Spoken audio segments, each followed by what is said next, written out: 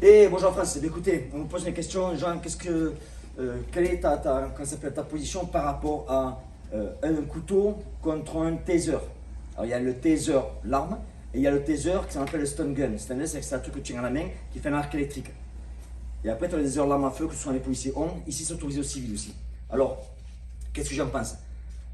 À longue distance, quand on est éloigné, si par exemple, back up vite, ça fait que s'il y a un couteau là que je suis là avec un taser, c'est à peu près 15 pieds, l'effectivité, 15 à 20 pieds.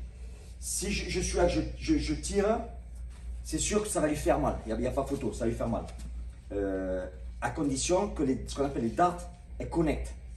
Ce qu'il faut savoir, c'est que quand vous tirez, il se peut qu'un dart touche et l'autre passe à côté, c'est possible. Ça arrive rarement, mais c'est possible. Si ça passe à côté, il n'y a pas de connexion. Le gars va te charger avec le couteau, il va te planter.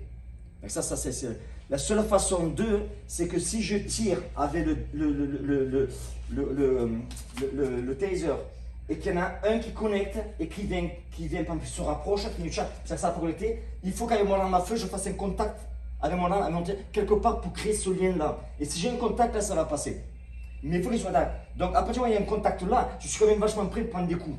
Donc le taser est très bon. Surtout dans les policiers terrain, quand il va pas arriver, il y en aura deux qui vont arriver à le taser pour être prêt au cas où il y en a qui ne marche pas. Et ça évite de tuer le gars.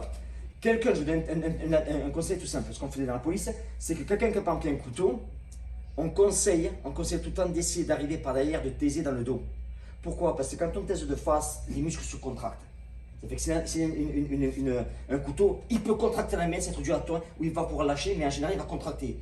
Si vous le prenez, vous le taisez dans le dos, le corps il s'ouvre, et quand il s'ouvre tout là, et là le couteau va partir. Donc on s'arrange tout le temps, si on peut, quelqu'un qui a une arme, le taiser dans le dos, c'est ce qui est le plus facile. Voilà.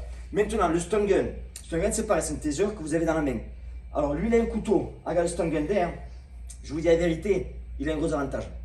Pourquoi? Parce qu'il me faut un contact pour le toucher. Mais quand je peux le toucher, lui, il peut me toucher aussi. Et c'est très délicat. Donc entre un stun gun et un couteau, je dis que celui qui a un couteau, il est plus avantageux. Pourquoi? Parce qu'avec la lame, déjà, I'm going to imagine I got a knife, you got a stun gun. Il va essayer, je peux tout le temps couper la main, couper. Je vais travailler sur la main, sur le bras. Vous voyez ce que je veux dire? Donc, celui qui a le couteau par rapport à un stun gun, honnêtement, le couteau, à mon avis, il a plus d'avantages. Voilà. Donc, mais encore une fois, le taser, c'est quelque chose, c'est un outil, le pistolet, le taser, qui est surtout réservé aux forces de l'ordre, ils savent l'utiliser.